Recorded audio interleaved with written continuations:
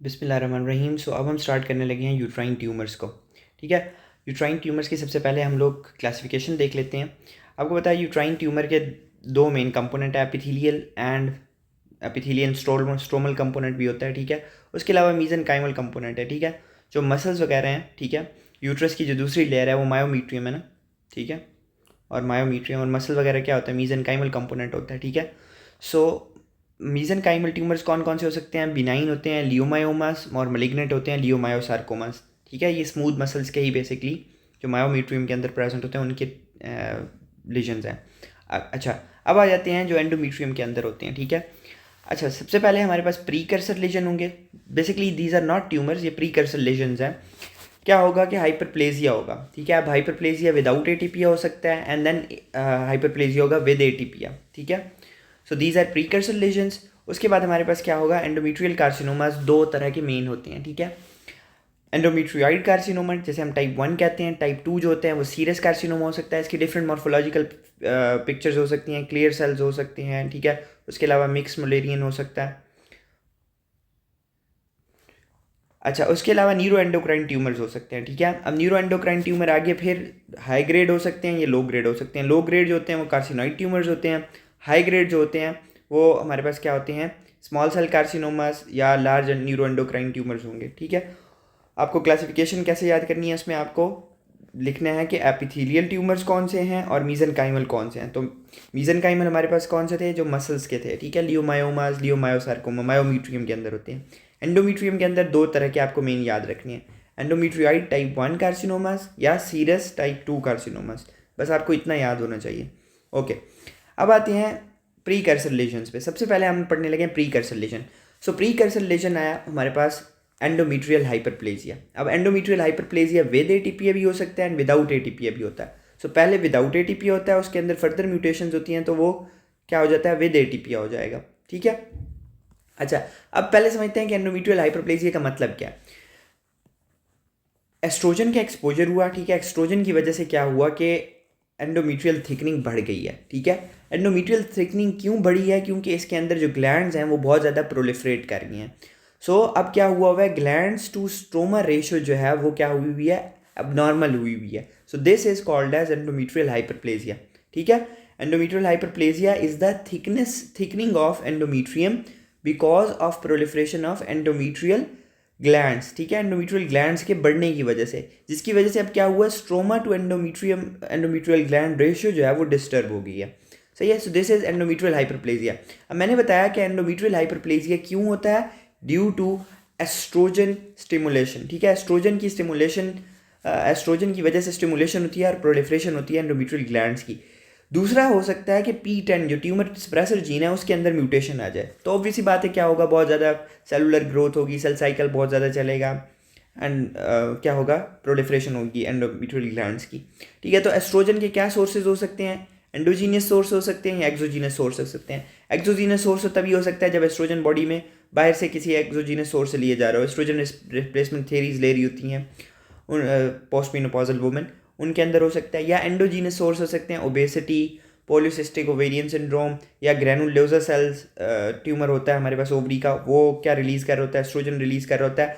या फिर क्या होता है कि आपके एड्रीनल सुप्रारीनल ग्लैंड जो होता है, ठीक है, उसके कॉर्टेक्स के अंदर प्रोड्यूस होते हैं ना एंड्रोजेंस, वहाँ अगर कोई हाइपरप्लेजिया होगा, कॉर्टिकल स्ट्रोमल हाइपरप्लेजिया, जिसकी वजह से एंड्रोजेंस बहुत ज़्यादा बन रहे हैं, लाजमी सी बात है जो एस्ट्रोजन है वो भी एक एंड्रोजन है, तो एस्ट्रोजन भी ज़्यादा प्रोड्यूस हो रहा होगा। So these are endogenous and exogenous sources of oestrogen. तो एस्ट्रोजन ज़्यादा होगा तो वो क्या करेगा, स्टिमुलेट करेगा ग्लैंड्स को, और ग्लैंड्स जो होंगे वो बहुत ज़्यादा क्या करेंगे, प्रोलिफरेट करना शुरू हो जाएंगे। So that would be endometrial hyperplasia. So अब एंडोमीट्रियल हाइपरप्लेजिया की क्लासिफिकेशन है, दो तरह की क्लासिफिकेशन है, एक है ओल्ड क्लासिफिकेशन और एक है WHO की न्यू क्लासिफिकेशन। ओल्ड क्लासिफिकेशन में क्या क्या चीज़ें हैं, ठीक है, आप अभी इधर बनाते हैं हम क्लासिफिकेशन। ओल्ड क्लासिफिकेशन में है कि सिंपल हाइपरप्लेजिया है, ठीक है, या फिर कॉम्प्लेक्स हाइपरप्लेजिया। ठीक है, सिंपल हाइपरप्लेजिया विद एटीपिया या विदाउट एटीपिया, दो तरीके हो सकते हैं। ठीक है, सो दो चीज़ें होंगी, simple hyperplasia without atypia, simple hyperplasia with atypia. Complex complex इसी तरह कॉम्प्लेक्स विदाउट एटीपिया या फिर कॉम्प्लेक्स विद एटीपिया। अब एटीपीए का मतलब क्या होता है? एटीपीए का मतलब होता है कि सेलुलर जो मॉर्फोलॉजी है वो नॉर्मल से क्या हुई हुई है, डिस्टॉर्ट हुई हुई है, डिस्प्लाजिया हुआ है उसके अंदर, जो उसके न्यूक्लियर टू साइटोप्लाज्म रेशियो है वो ख़राब हुई हुई है, प्लियोमॉर्फिक है, माइटोटिक फिगर्स नज़र आ रहे हैं। सो दिस इज एटीपीए, एक वर्ड हो गया। दूसरा था हमारे पास सिंपल एंड कॉम्प्लेक्स। तो सिंपल में आपने याद रखना है कि ग्लैंड्स जो होंगे वो आपस में जुड़े हुए नहीं होंगे, ओवर क्राउडेड नहीं होंगे, ठीक है, और सिस्टिक स्पेसेस होंगी उनके अंदर। तो सिंपल तो ये हो गया। दूसरा वर्ड मैंने यूज़ किया था कॉम्प्लेक्स।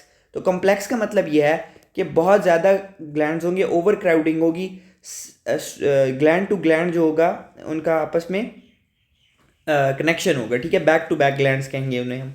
सो आपको वर्ड्स 4 ही मैंने यूज़ किए थे, सिंपल एंड कम्प्लेक्स, विद एटीपिया या विदाउट एटीपिया। तो सिंपल में क्या होगा, ग्लैंड्स इस तरह अलग अलग पड़े होंगे, क्राउडेड नहीं होंगे, सिस्टिकली डायलेटेड होंगे, ठीक है।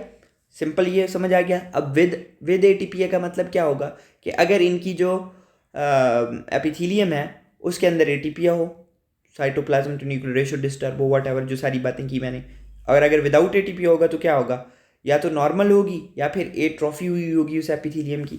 सिंपल यही क्लासिफिकेशन है। अब मैं इसको आपको पिक्चर से दिखा देता हूँ। सो सबसे पहले हमारे पास है सिंपल। सिंपल का मतलब क्या हुआ? सिंपल का मैंने मतलब बताया कि सिस्टिकली डायलेटेड ग्लैंड्स आपको अलग अलग मिलेंगे, ओवर क्राउडिंग बहुत ज़्यादा नहीं होगी, स्ट्रोमल कंपोनेंट अभी इंटरवीनिंग प्रेजेंट होगा, ठीक है। सिंपल आ गया। मैंने कहा कि विदाउट एटीपिया।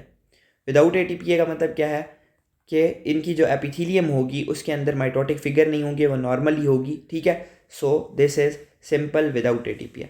अब देखें, दिस इज सिंपल क्योंकि ये ग्लैंड जो है आपस में अलग अलग पड़े हुए हैं, ठीक है, सिस्टिकली डायलेटेड है, यस। स्ट्रोमा कंपोनेंट अभी भी प्रेजेंट है, इंटरवीनिंग स्ट्रोमा, यस। तो सिंपल तो ये है, ठीक है। अब इसको क्या करना है हमने, एटीपिया के साथ है। तो एटीपिया कैसे देखेंगे हम, इसकी एपिथीलियम के अंदर देखेंगे। ये देखें, कुछ सेल्स का छोटा है ये न्यूक्लियस, कुछ का बड़ा होगा, ठीक है, कुछ का साइज़ कुछ और का तरह का होगा, कुछ का साइज़ कुछ और तरह का होगा। So this would be simple with atypia. Okay, दो चीज़ें हो गई। अब आते हैं कॉम्प्लेक्स के ऊपर। कॉम्प्लेक्स, कॉम्प्लेक्स का मतलब मैंने क्या बताया कि बहुत से बैक टू बैक ग्लैंड्स होंगे, पेपिलरी इनफोल्डिंग्स बना रहे होंगे, ये आपको नज़र आ रही हैं, और फिर बैक टू बैक ग्लैंड्स हैं, ये देखिए आपस में ये तकरीबन जुड़े हुए हैं, ठीक है। स्ट्रोमल कंपोनेंट कम हो जाता है, सो डेंस स्ट्रोमा होता है। So this is complex. अब मैंने कहा कि complex without atypia, complex without एटीपिया का मतलब क्या होगा कि एटीपिया नहीं है इसकी एपिथीलियम में, बिल्कुल नॉर्मल सेल्स हैं, ठीक है, एक जैसी हैं, एक जैसी शक्ल है उन सब की, न्यूक्लियस टू साइटोप्लाज्म रेशियो बिल्कुल ठीक है। So this is complex without एटीपिया।